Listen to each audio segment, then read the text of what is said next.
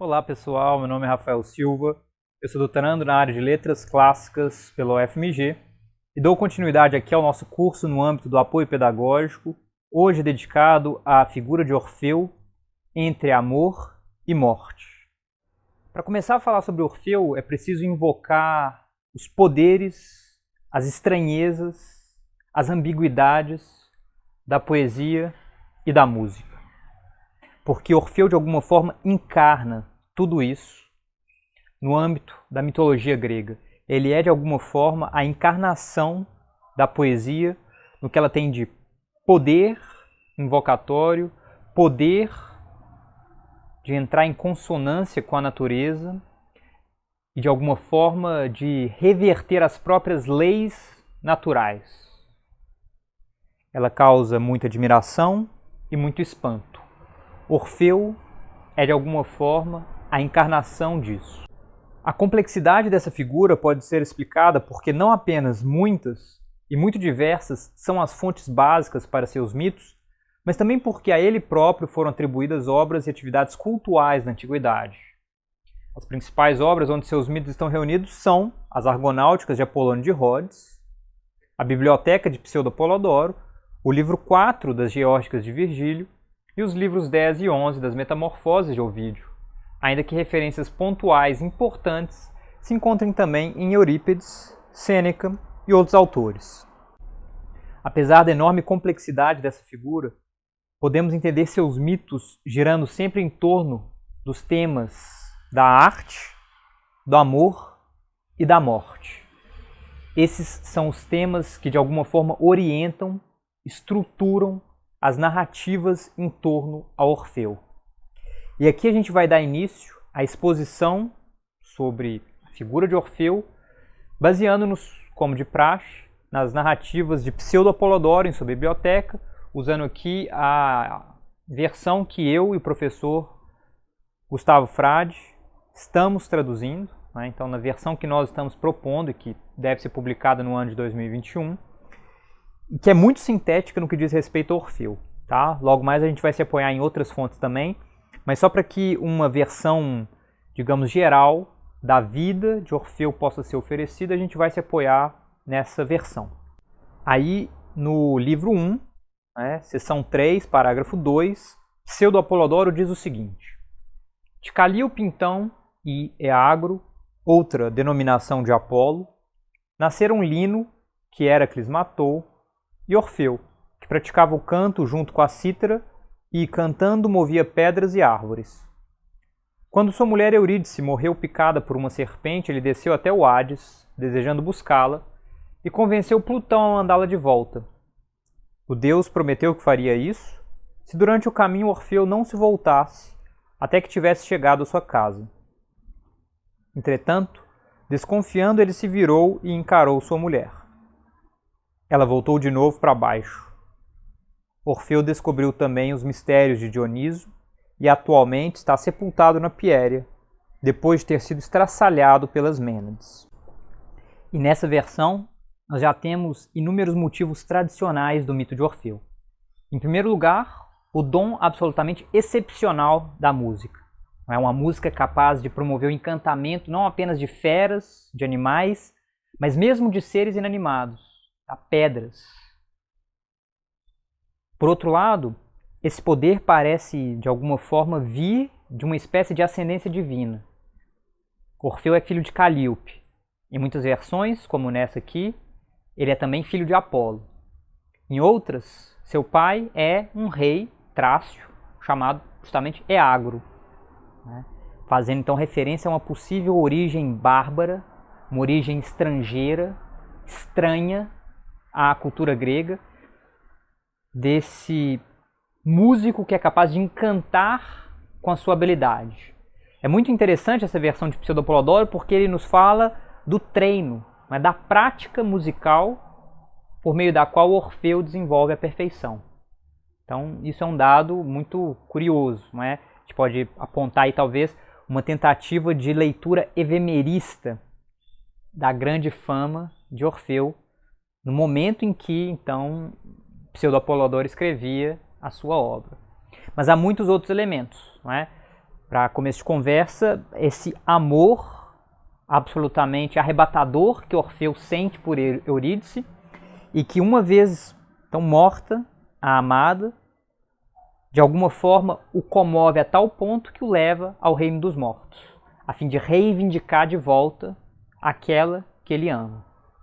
O desenlace trágico, né, dessa sua tentativa, dividido entre amor e morte, entre o que nós podemos talvez sugerir como da ordem de um ressentimento, de uma não confiança, ou seja, de uma desconfiança, Orfeu se vê de alguma forma dilacerado e no momento em que ele está prestes a ter sucesso, no resgate de Eurídice, ele se volta e a encara. E nesse momento ele rompe o pacto que ele tinha fechado com Hades, com Perséfone, e ele vê pela segunda vez Eurídice ser arrebatada de sua companhia. Então o destino trágico de Orfeu. Há estudiosos que sugerem que essa versão não seria a única, que em Eurípides haveria a sugestão de um Orfeu bem-sucedido. Em todo caso, nas várias versões que chegam para nós, e que são sem dúvidas as hegemônicas, Orfeu é mal-sucedido. Ele não consegue descer ao reino dos mortos e trazer de volta a sua amada, porque de alguma forma o impulso, o peso da morte vence a sua capacidade de se entregar a esse amor. Há ali, obviamente, uma referência a Dioniso, né, no final da sua vida. E essa relação tensa com Dioniso, ela ultrapassa, né, digamos, os limites da sua vida, no que a biografia mitológica lega para nós. Ele, que é filho então de Apolo, tem uma relação profunda com essa outra divindade que é complementar a Apolo, que é seu meio-irmão e que é Dioniso, né? Eu já tratei sobre isso em outro vídeo, eu vou colocar o link aqui em cima. A relação entre Apolo e Dioniso ela é muito tensa e a depender do contexto, a depender da fonte em que a gente se baseia, ela é absolutamente complementar, tá? Eles andam de mãos dadas. E no mito sobre o fim de Orfeu isso não é diferente, porque a depender da fonte ele é dilacerado por essas Mênades, por essas mulheres de alguma forma enlouquecidas pelo transe báquico, pelo transe dionisíaco. A depender da fonte, elas são simplesmente mulheres bárbaras, né? Então, mulheres estrangeiras, às vezes de origem trácia, mas em todo caso, Orfeu chega ao fim da vida, né? De alguma forma abdicando do contato sexual com outras mulheres que não Eurídice, fechando-se, privando-se desses contatos, mantendo contatos, a depender das fontes, simplesmente com jovens. Então há toda uma ideia de uma introdução ao amor homoafetivo em torno a esse Orfeu maduro. E as mulheres, de alguma forma, revoltadas contra seus ensinamentos, contra a perversão que, da sua perspectiva, ele praticava contra jovens, contra maridos, elas o dilaceram. E esse é o triste fim violentíssimo de Orfeu, né? Ele sofre o esparagmos e algumas versões do mito contam que sua cabeça, flutuando num rio, teria descido, esse rio ainda clamando pelo nome de Eurídice. Nós vamos ver uma dessas versões na poesia de Virgílio. Em todo caso, antes de continuar com detalhes sobre a história de Orfeu, eu gostaria de mostrar algumas imagens. Aqui nós temos uma cratera ática de figuras vermelhas, feita por volta de 450 a.C., que se encontra atualmente em Berlim, na qual nós vemos Orfeu tocando sua lira, envolto por trácios, guerreiros trácios, que estão ali atentamente encarando. A gente consegue dizer que eles são bárbaros da perspectiva grega, porque trajam determinadas vestimentas, usam determinadas armas que da perspectiva grega são de povos estrangeiros, né? Em todo caso, a gente vê o poder da canção de Orfeu aí. Na sequência, nós temos esse mosaico do período imperial romano, que se encontra lá em Palermo, no qual nós vemos Orfeu tocando sua lira, cercado por animais selvagens. Mas esses animais selvagens parecem atentamente escutá-lo, porque esse é o poder de Orfeu, capaz de encantar as bestas selvagens, uma espécie de harmonia cósmica profunda. Esse músico que é capaz de alcançar o que há de mais profundo na arte, que é a harmonia com a natureza. Na próxima imagem, esse estâmino ático de figuras vermelhas, feito por volta de 470 a.C. e que se encontra lá no Museu do Louvre, em Paris, nós vemos Orfeu enfrentando, ou antes, sendo violentado por essas bacantes, né, por essas mênades, que então o agridem devido àquilo que nós já mencionamos antes.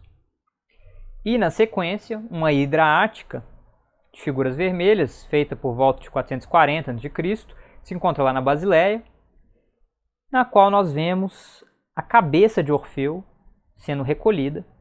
Provável que essa imagem faça referência a um culto prestado à cabeça de Orfeu na ilha de Lesbos, a qual se atribuía a capacidade oracular. Então essa cabeça de Orfeu seria capaz de emitir oráculos e teria sido venerada lá na ilha de Lesbos. Mas esse trecho que nós lemos não é tudo que Pseudo-Apolodoro tem a dizer sobre Orfeu. Ele o menciona em outras ocasiões. Numa delas, ele faz referência a Orfeu como um dos membros dos Argonautas. Então ele é um dos que parte com a nau Argo sob a liderança de Jasão, e que por meio de sua capacidade musical profunda exerce, digamos, um poder benéfico junto a seus companheiros. Nós veremos o trecho curto em que Pseudo-Apolodoro narra isso, mas eu faço referência rápida aqui ao fato de que esse evento ele é mais bem relatado, ele tem muito mais detalhes, ele é mais instigante em termos de composição, lá nas Argonáuticas do Apolônio de Rhodes, que eu não trato aqui porque é um trecho longo, eu não tenho a tradução para o português desse trecho, então fica aí simplesmente a sugestão de que quem tem interesse procure em outras línguas. Em inglês é muito fácil ter acesso a esse trecho, tá? Mas leiamos aqui o que Pseudo-Apolodoro nos narra. Enquanto navegavam perto das sereias, Orfeu conteve os argonautas entoando uma contracanção.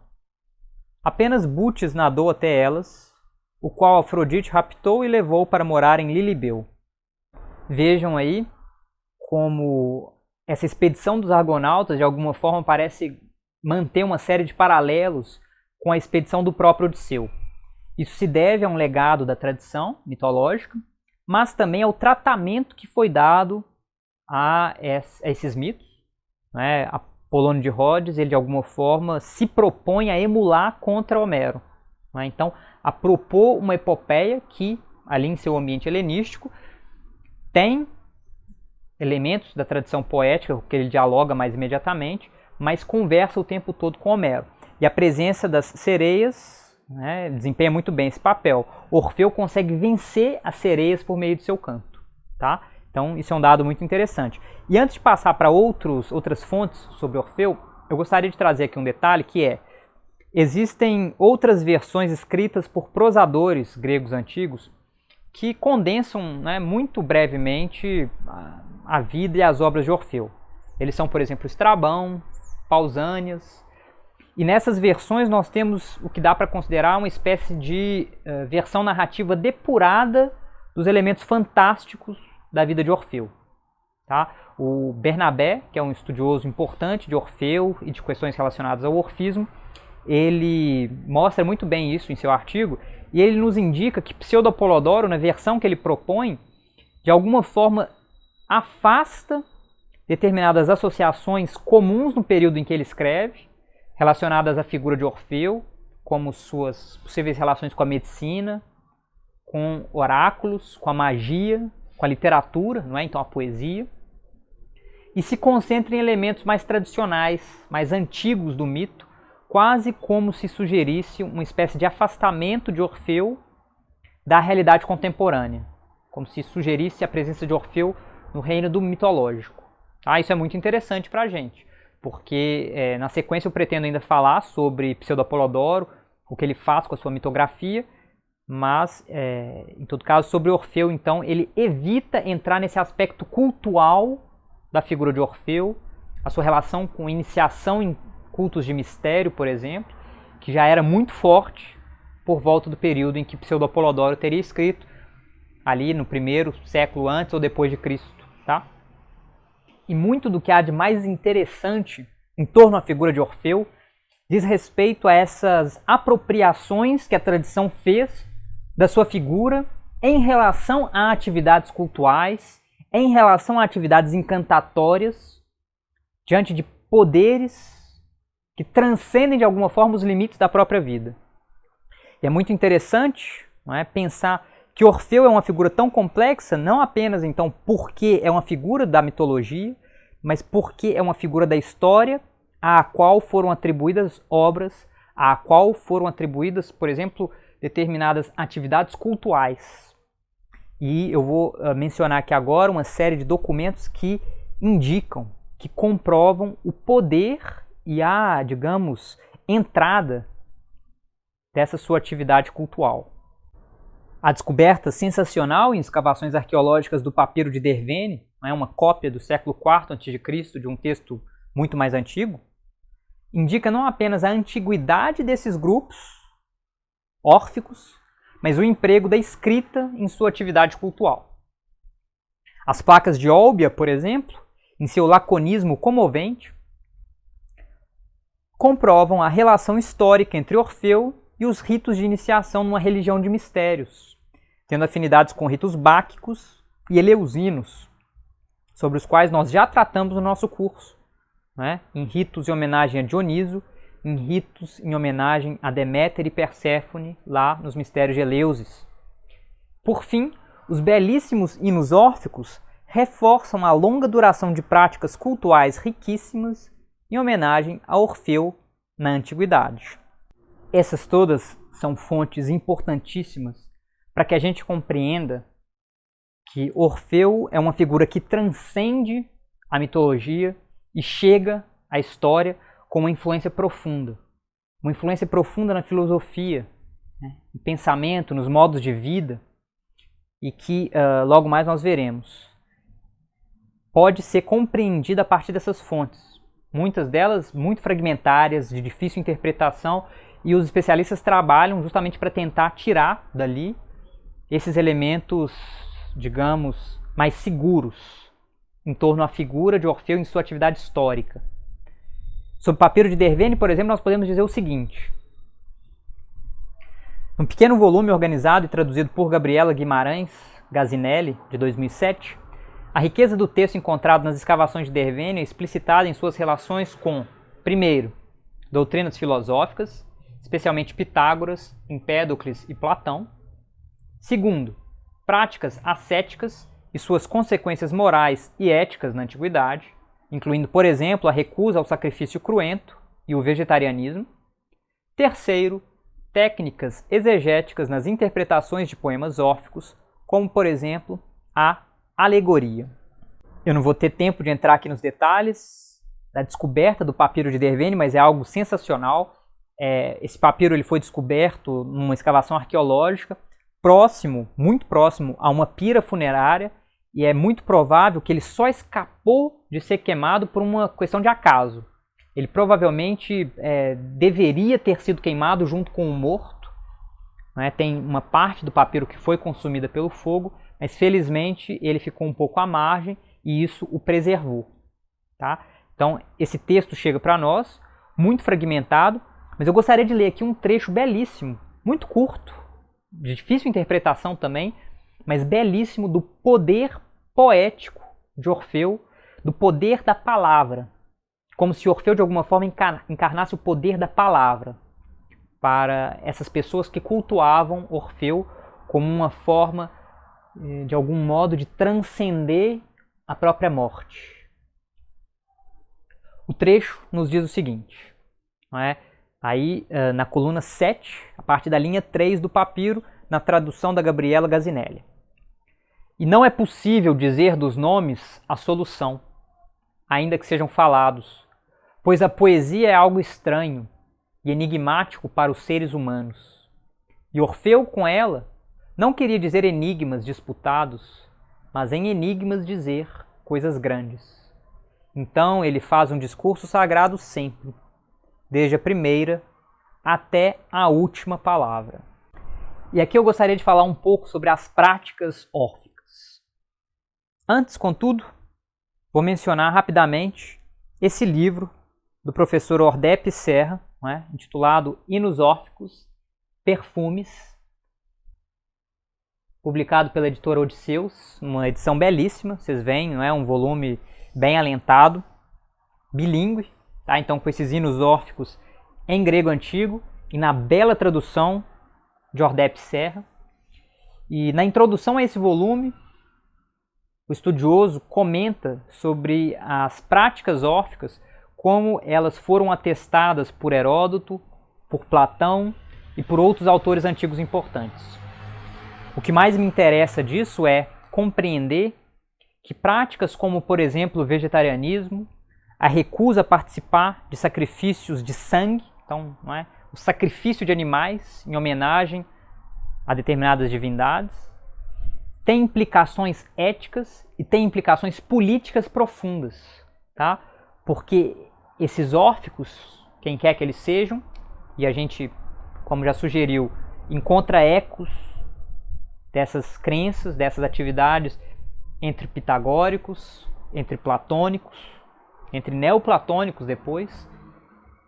Eles se colocam à margem da sua sociedade, eles se colocam à margem das crenças majoritárias, eles não participam, eles não partilham da ideia de uma comunidade que sacrifica junto. Então, ao aderir a crenças como essas, eles de fato têm um engajamento diferente de seus contemporâneos. Isso a gente encontra nas placas de Olbia, por exemplo, que eu acabo de mencionar e que eu vou ler aqui agora. Vejam lá, a descoberta dessas placas veio corroborar a relação dos órficos com práticas escatológicas, relacionadas a crenças, por exemplo, na metempsicose e maneiras de agir no pós-mortem.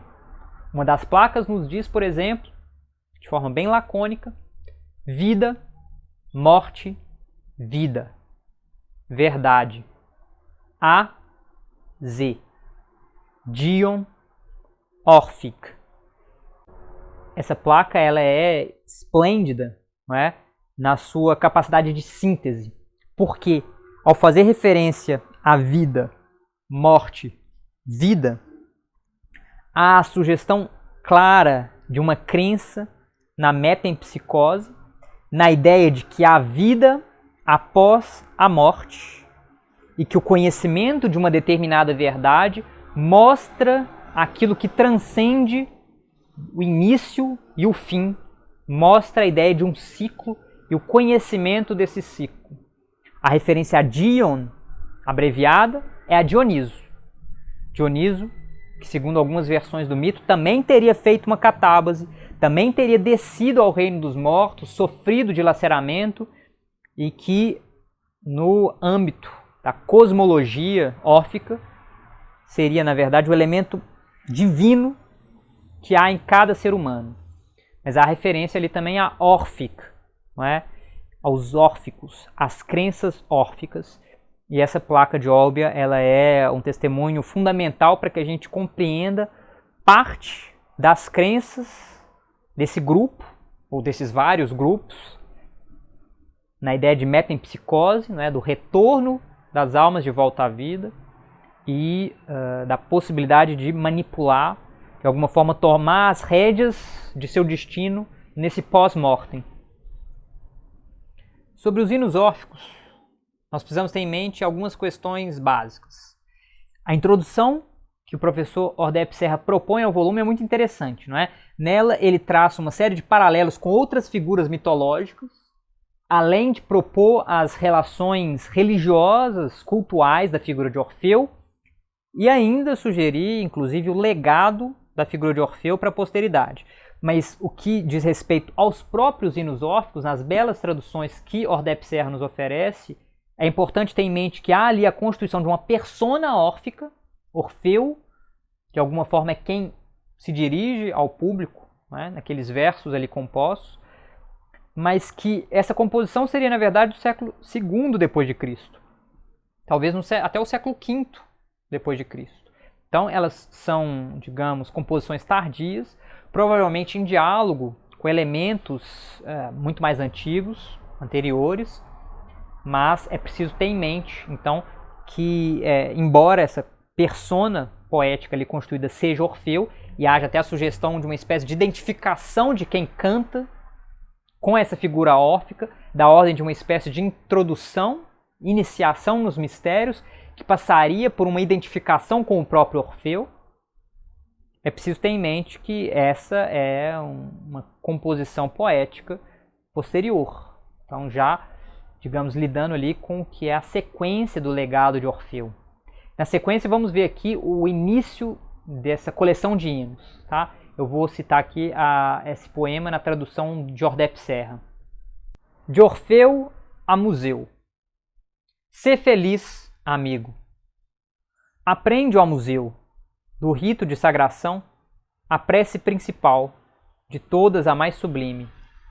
Ó sumos Zeus, ó terra, ó lumes santos do céu, luzes do sol e da lua, brilho de todos os astros, abraçador da terra, Poseidon de escura coma, Perséfone casta e Deméter de belos frutos, ó Ártemis, Sagitária donzela e Febo flecheiro, Senhor de Delfos sacra, e tu que as máximas honras tens nos belos ritos, ó dançador Dioniso. Seguindo aqui as sugestões contidas na introdução desse volume de Jordé Serra, eu vou tentar propor alguns paralelismos, não é, entre a figura de Orfeu e de outras figuras mitológicas tradicionais, como a do cantor Tamires, que aparece lá na Odisseia, que é um cantor que de alguma forma reivindica a capacidade de competir com as próprias musas, e que paga caro por isso. Paralelismos com a figura do herói Héracles, sobre o qual nós já comentamos em vídeo anterior. Vou colocar a referência aqui em cima, para o caso de alguém não ter assistido a esse vídeo. Vale a pena conferir depois, porque Héracles não apenas participa da expedição dos Argonautas, mas ele próprio faz uma catábase bem-sucedida. Ele desce ao reino dos mortos como um dos 12 trabalhos. E há ainda um paralelismo possível com Dioniso, não é? Esse deus, não é? Filho de Zeus, que não apenas desce ao reino dos mortos, mas em cuja lenda está a ideia de um esparagmos, um dilaceramento, na figura de Penteu, no caso da tragédia As Bacantes, mas de si próprio, no caso do mito de Dioniso Zagreu, um mito órfico, né, pelo menos apropriado pelos órficos, de um Dioniso dilacerado pelos titãs, e que teria sido de alguma forma consumido por eles que na sequência são punidos por Zeus, fulminados pelos raios de Zeus, e que estão na origem da humanidade. Não é? As cinzas desses titãs, após consumirem Dioniso, teriam dado origem à humanidade, segundo essa cosmologia, essa antropogonia órfica. Tá? Então há aí um jogo de paralelismos com essa figura de Orfeu muito importante e que passam, obviamente, pela ideia de capacidades extraordinárias que transcendem o que é próprio do ser humano, que são então grandes conquistas, mas que ao mesmo tempo cotejam aquilo que em grego antigo se chama de hybris. É a violência, é a arrogância, o excesso. E a mais clássica dessas instâncias de hybris é a decisão de se revoltar contra a morte, de tentar não cumprir o que é o destino de um mortal, então de reverter a morte. E Orfeu padece dessa hybris. Ele desce ao reino dos mortos para tentar reverter o destino de Eurídice. Para falar um pouco mais sobre esse incidente do mito de Orfeu, a gente vai se apoiar aqui no canto 4, no livro 4 das Geórgicas de Virgílio. Eu tenho feito um trabalho de tradução poética das Geórgicas de Virgílio. Eu traduzi agora há pouco, não é? Há poucas semanas, o livro 2 das Geórgicas. E para essa aula, porque eu procurei versões que fossem, né, que me atendessem e eu não, enfim, encontrei, eu resolvi então traduzir o trecho em que Orfeu O mito de Orfeu descendo ao reino dos mortos para buscar Eurídice é narrado por Virgílio. Obviamente esse mito se encontra dentro de um quadro maior, né? As Geórgicas compõem um poema didático de Virgílio sobre o cultivo da terra, o cultivo, né, dos animais e das abelhas. Então a ideia da apicultura. E Virgílio, nesse quarto livro, fala sobre Aristeu, um boiadeiro, né, um camponês, que teria perdido suas abelhas, suas colmeias teriam morrido, e ele tenta descobrir a razão dessa fatalidade. E lá, na sequência, ele vai até Proteu, por sugestão de sua mãe, e ele descobre essa verdade, que é a que eu narrarei logo na sequência. Tenham cuidado, atenção, porque o trecho é relativamente longo e bem complexo. Falando aí então sobre o momento em que Aristeu vai consultar Proteu a fim de se informar sobre as razões pelas quais a sua colmeia de abelhas foi destruída, chegou ao fim, Virgílio, no quarto livro das Geórgicas, nos conta o seguinte: mas, como astúcia alguma trouxe a fuga, assim tornou vencido e enfim pronunciou assim com voz humana. A referência aí é a Proteu, né? Essa figura oracular, não é, divina, capaz de alguma forma de dizer verdades. Ó jovem dos mais presunçosos, quem pois ordenou-te vir à minha morada? O que buscas aqui? Mas ele, tu sabes, Proteu, sabes bem, não há engano a ti, mas cessa de querê-lo. Em respeito a preceitos divos, viemos buscar oráculos para meus bens perdidos. Tanto falou. A isso Vate com muita violência, os olhos abrasados volveu em glauco fulgor e rangendo os dentes deu assim a boca aos fados. E aqui começa, né, a parte narrativa que diz respeito ao mito de Orfeu e Eurídice. A ira tenaz de algum nume contra ti se exerce, espias grande crime, contra ti o triste Orfeu, de modo algum por mérito, suscita tal castigo, fadado, e vinga duramente a esposa raptada. Aquela que, fugindo de ti ao longo do rio, precipitou-se e a imensa serpente ante os pés não viu, na alta relva das margens, donzela dada a morrer. E o coro igual das dríades encheu extremos montes de clamores. Choraram as colinas do Rodope. O elevado Pangeu, a terra mavórcia de rezo, os Getas e o Ebro, bem como a Ática Oritia. O amargo amor na cavalira consolando a ti, cantava. Doce esposa, a ti, tão só na praia erma. A ti, no alvorecer do dia, a ti, no entardecer, entrado nas gargantas do Tênero pela funda boca de Dite e o bosque sombrio de um negro horror, apresentou-se aos manes diante de seu rei temível e de peitos que ignoram dar ouvido à prece humana. Mas, comovidas pelo canto do âmago do Érebo, as tênues sombras e as aparições órfãs de luz vinham, tão várias quanto as milhares de aves às árvores, quando véspera ou chuva de inverno do monte as varre. São mães, varões, corpos mortos privados de vida, magnânimos heróis, moços e moças ainda virgens, jovens depostos sobre a pira à vista de seus pais. Em seu entorno um negro limo, o disforme caniço, do cocito, e o odioso pântano em água estagnada amarra, e o estige encerra 9 vezes voltejando. Ademais espantaram-se a morada, o fundo tártaro da morte e as de cabelos enlaçados de serpentes Eumênides. Enquanto as 3 bocas calava Cérbero e a roda de Ixião estacava em pleno vento, batendo os pés de volta escapara a todos os riscos. Restituída Eurídice, vinha aos ares de cima, pouco atrás dele, pois Prosérpina assim o impusera, quando uma súbita loucura toma o amante incauto, bem perdoável se os manes conhecessem o perdão. Ele parou já perto da luz, desmemoriado e, vencido pelo espírito, voltou-se à sua Eurídice. Aí, todo o labor esvaiu-se, desfeito o pacto com o tirano, e 3 vezes ecoou o lago Averno. Quem me perdeu, diz ela, infeliz, e a ti, Orfeu, que tamanho furor! Eis que os fados cruéis me chamam, de volta e o sono cobre estes meus olhos de ressaca. Agora adeus, envolta sou por uma noite imensa, estendendo-te as impotentes mãos, ai, não mais tua.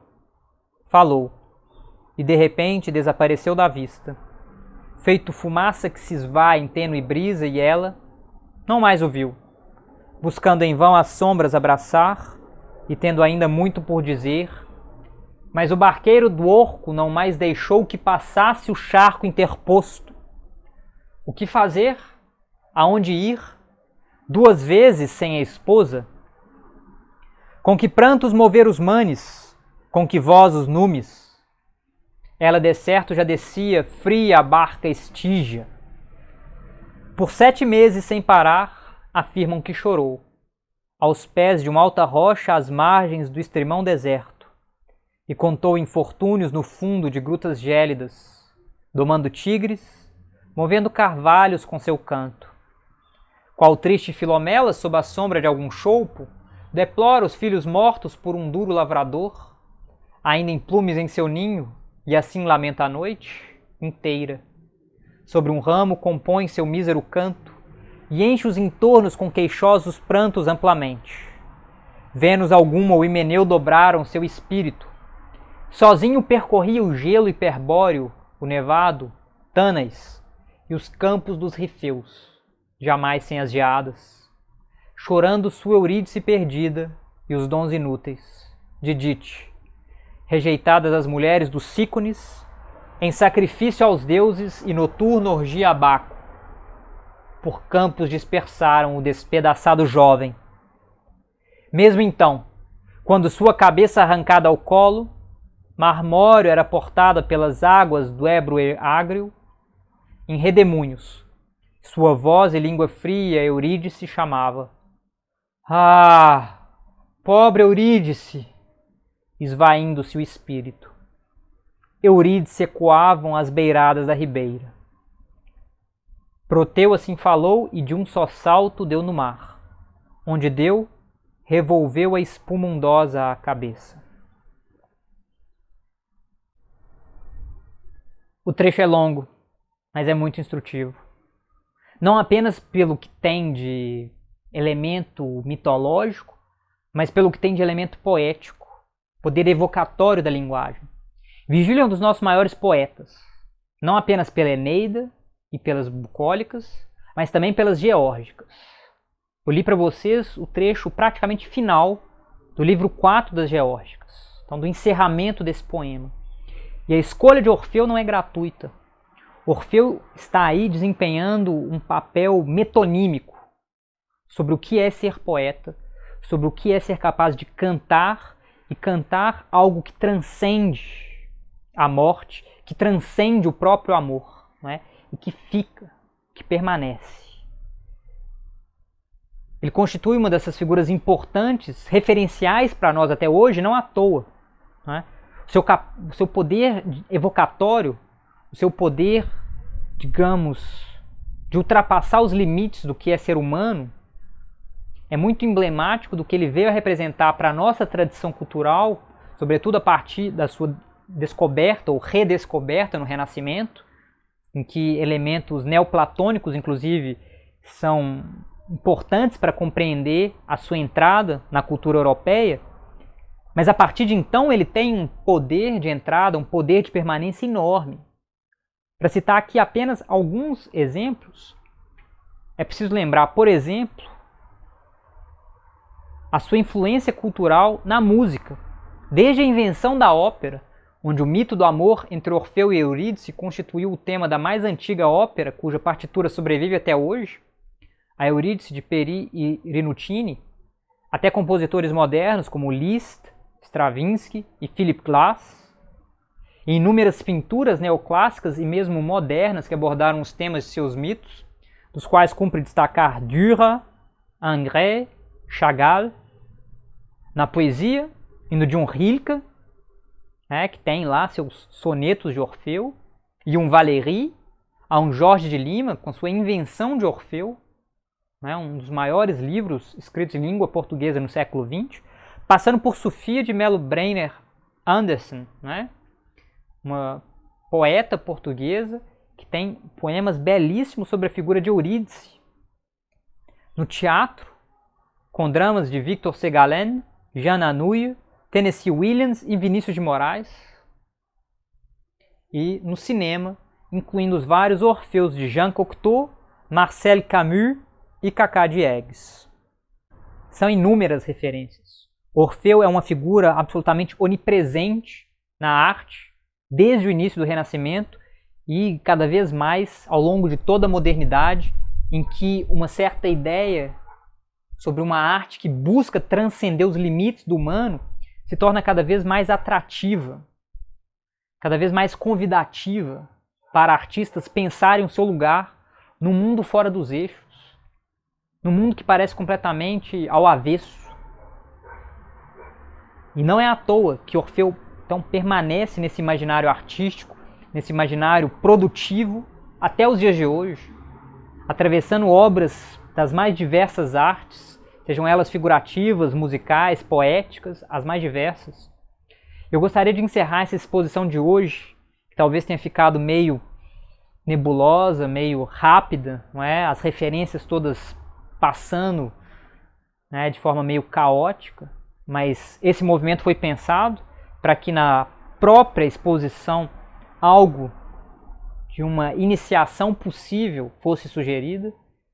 Queria encerrar com a leitura de um soneto de Carlos Drummond de Andrade, extraído de seu livro Claro Enigma, e que para mim é absolutamente fundamental para compreendermos não apenas Drummond, a poética drummondiana, nesse momento, volta da década de 50, 60, um momento de virada, por assim dizer, na produção poética drummondiana, mas compreender o que significa Orfeu no imaginário ocidental. No imaginário ocidental, inclusive às margens da Europa, que é no nosso Brasil.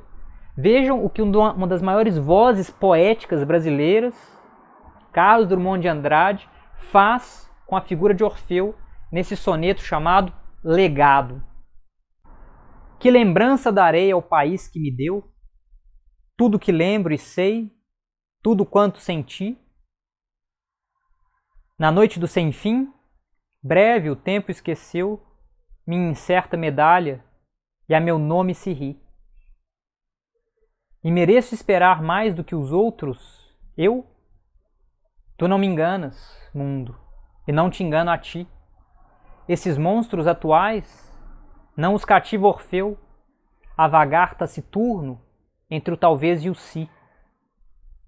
Não deixarei de mim nenhum canto radioso, uma voz matinal palpitando na bruma, e que arranque de alguém seu mais secreto espinho.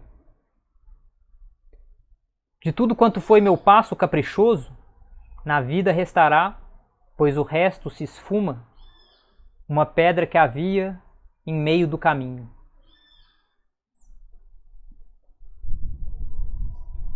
É com esse poema absolutamente fundamental para compreendermos a visão poética de Drummond, a presença poética de Orfeu, que eu encerro a exposição de hoje. Eu passo aqui rapidamente a bibliografia em que eu me apoiei. O livro do Carlos Drummond de Andrade, a referência a Apolodoro, o texto do Alberto Bernabé, fundamental para o que foi dito sobre Pseudo-Apolodoro, um texto do Igor Cardoso sobre as catábases, né, de Orfeu no Brasil, um texto da Maria Cecília Coelho, também sobre a presença de Orfeu no cinema brasileiro, o livro de Marcel Detienne, A Escrita de Orfeu, o livro de Gabriela Guimarães Gazinelli sobre os fragmentos órficos, O livro bastante interessante de Charles Siegel sobre Orfeu, né, o mito do poeta. O livro de Ordep Serra com os hinos órficos e suas belíssimas palavras de introdução, de comentário. E o livro de Virgílio das Bucólicas, a partir do qual eu propus minha tradução. Nós ficamos por aqui. Espero que a exposição tenha sido do agrado de vocês. Agradeço enormemente a quem ficou até o final. Espero que o curso sobre mitologia clássica esteja sendo proveitoso. Quem tiver interesse pode, por favor, divulgar para outras pessoas. Quanto mais gente o curso chegar, melhor é para nós. Deixo aqui o meu agradecimento desde já. Um forte abraço e até a próxima. Tchau, tchau.